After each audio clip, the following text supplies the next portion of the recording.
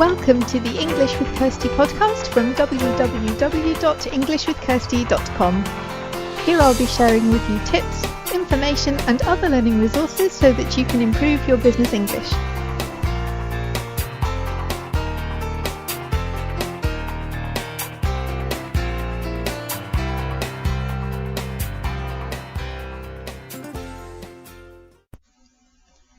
Hello everyone and welcome to episode 96 of the English with Kirsty podcast. And just before I get into the main subject for today, I want to ask, I've been asking for the last few weeks what people's favourite Facebook pages, Twitter accounts, blogs, podcasts are for learning business English.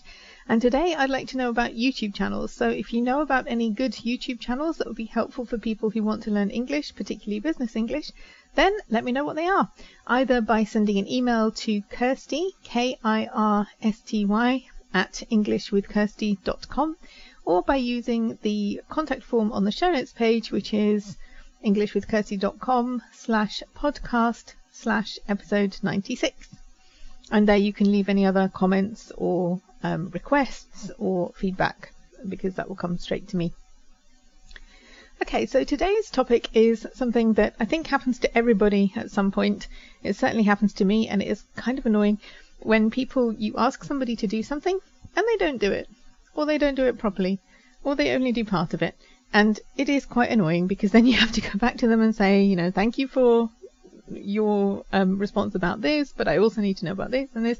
And you sometimes think, why don't people just read stuff properly and do what I ask them to? And I don't think that has anything to do with language. And certainly in previous jobs that I've had, I've been working with people that most of whom had English as a native language, and they still did this sometimes, and it drove me crazy. Particularly when I was in a role which involved a lot of organising, getting people to be where they needed to be, when they needed to be there, and they didn't read emails properly, and that was annoying. And sometimes there's nothing really you can do about that. You can do your best. You can write a really good email with really clear instructions, and people still don't follow them. And that there's sometimes nothing you can do about that, because people are people, and people are busy, or people just don't take the time to read things properly. But I've seen other situations where people haven't done what they were asked to, but the person doing the asking didn't really make it very easy for them. And that's what I wanted to talk about today, because you may not be able to stop this completely. There may be some times when people don't do what you want them to or ask them to, but there are things that you can do to make it more likely that they will succeed and that they will do it. And I'm just going to talk about a few of them now. So number one is make it easy for them. I remember a situation when I was in a previous job. We had this huge document. It was pages and pages. And every so often we needed to get updates from everybody. And the way it had been done in the past was to send the whole beast of a document out to everyone, expecting them to read the whole thing and comment on what was relevant to them. And surprisingly, no one did it, because it was a mammoth challenge. It was a really long document, and people just didn't have time for that. And so I suggested that I put the document in Excel, and I filtered it by who needed to respond on what, and it's kind of boring, but the point is that some people only needed to comment on a few lines in this document. And so I just pulled out what was relevant to them, sent it to them, and said, can you give me an update on this, please? And surprisingly, I got better results, because everybody had a customized document that was relevant to them. And so they didn't have to read through loads of stuff that had nothing to do with them. They could just say, oh yeah, this is my update on the points that are relevant to me. And so that's quite a specific example, but I realized the reason why people weren't engaging with the process and weren't doing what they were being asked to was just because it was too long and irrelevant. So if you want somebody to do something for you, then make it easy for them. Only give them the information that they need, or just ask them specifically what you want them to do, rather than giving the same message to everybody and expecting people to work out what exactly they need to do. So number one is make it easy. Number two is make it relevant, and don't just send mass invitations to things and hope people will come. I am on the platform called Xing. It's a bit like LinkedIn, but it's very popular in the German-speaking world. And because a lot of my customers come from there, then it's good for me to be on this platform. But I sometimes get invitations to things that are completely irrelevant to me, for a start, and things that are nowhere near. I mean, they're live events in Germany. I'm not in Germany. I'm in the UK. I'm not going to fly to Germany for a breakfast meeting. It's not going to happen. But I know that people have just sent a mass invitation to all their contacts. It doesn't take long. And I've done it before, but I did it for a webinar, and that's kind of different because you don't actually have to be there to come to a webinar. But I don't think it's the best way to do things. Maybe you don't want anybody to miss out, so I can see why they do it. But I think a lot of the time people send mass invitations to all their friends on Facebook or all their contacts on Xing, and without really thinking, is this relevant to that person? Because if you keep sending me information or invitations that aren't relevant to me, I'm going to delete them, and then maybe I'll delete something that was relevant, but I've already thought, oh, this person keeps sending me stuff that I don't want. I may even delete you as a contact or unfriend you if it becomes too annoying. But if you don't filter what you send people, you will get a reputation with them as somebody who just sends rubbish or irrelevant stuff. And I did it with a personal event. I kind of see why it wasn't a very smart thing to do now. I invited my friends to something, but I didn't contact them. It was just like a mass invitation, and yeah, people didn't turn up until I started writing to them and saying, oh, did you see this? Are you interested? I thought it would be interesting for you because, and then some people did, because I spoke to them individually. And obviously if it's a big meeting, you can't speak to everybody individually, but I think if it's a really big group, you should at least try and filter out the people for whom it definitely won't be relevant, and just try and send things to people that they will actually want to come to, because then you'll get a reputation for being relevant, not just for sending loads of mass emails, because nobody likes mass emails, really. Most people just delete them. So number 1 is make it easy. Number 2 is make it relevant. Number 3, it's kind of partly to do with make it easy, but also make it clear what you want them to do.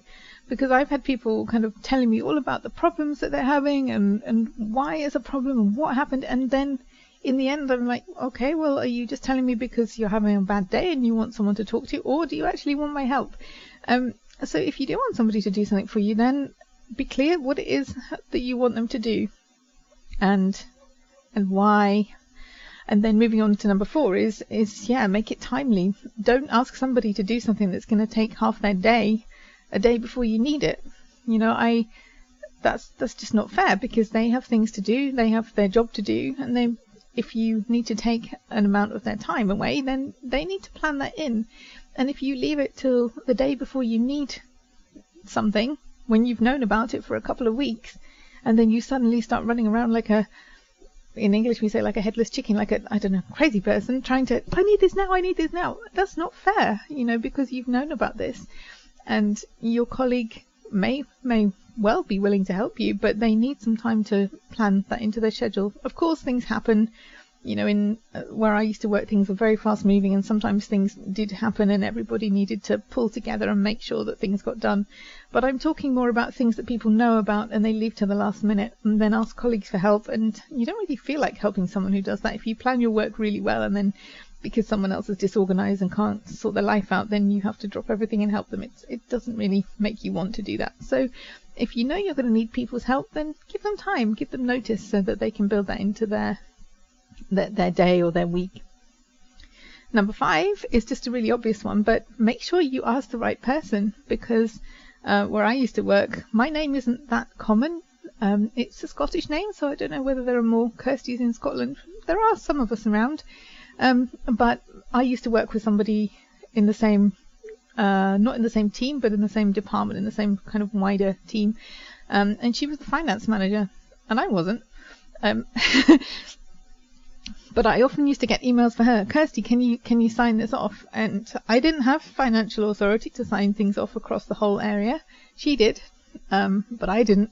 And people didn't pay attention to which Kirsty they were sending things to. So a lot of the time I just used to send it on to her and copy in the other person and say, this is, I'm not the right Kirsty, this is the right Kirsty.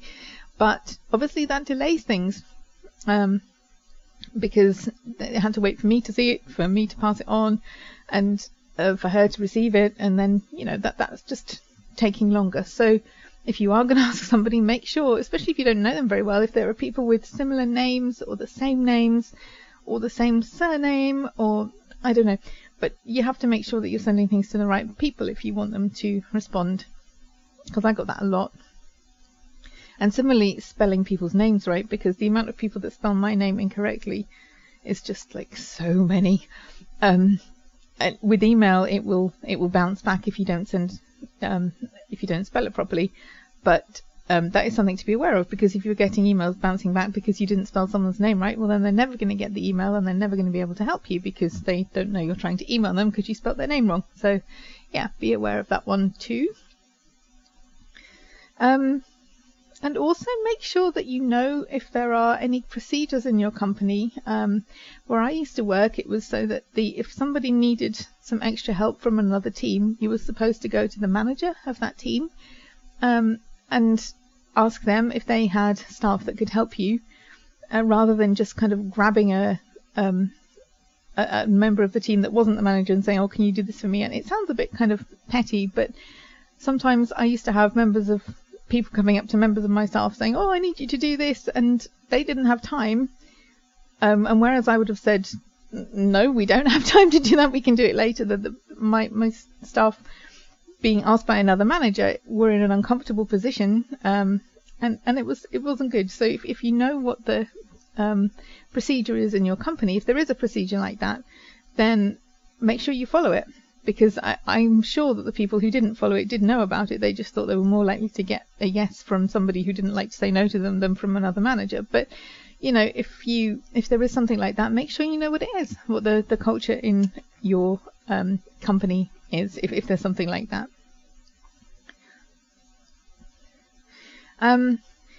Also, if you want something that you can't have, like that's sometimes another reason why people don't do things. And you think, oh, why didn't you give me this data? But for example, you know, if you're asking for data in a way that the data isn't collected or to be broken down in a different way, then things may take time. And it's not that people are being unhelpful, it's that they maybe don't have that information. And if you really have to have it, then it may take longer to get that information.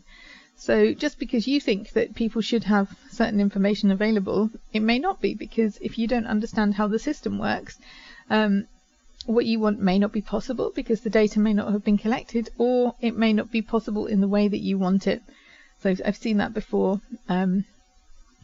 You know, like wanting to know about something specific when that thing wasn't logged, or wanting things to be broken down by calendar year when it's logged under the financial year, and it would take time and hassle and effort to sort it out. And you know, the person who's being asked has to decide whether it's worth their while, whether they actually have time to do that, and whether it's possible. And also, like computer systems, I've used to be someone who was responsible for web pages and designing them and putting information up, and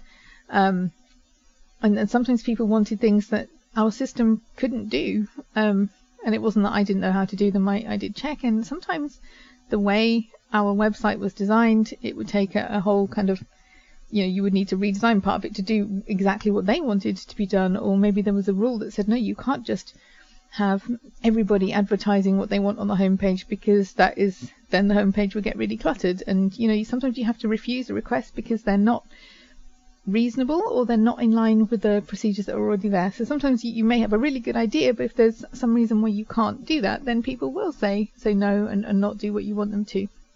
And then yeah, you have to negotiate or give up on your idea. But basically, I just wanted to outline a few things, like a few reasons why people may not do what you ask them to as quickly as you want them to. As I said, sometimes it will just be that people don't read things properly, and there really isn't anything you can do about that as long as you write good and clear emails. But some of these other things are things that you can do, things that you can think about. So I hope that was helpful, and have a good week and have fun learning English.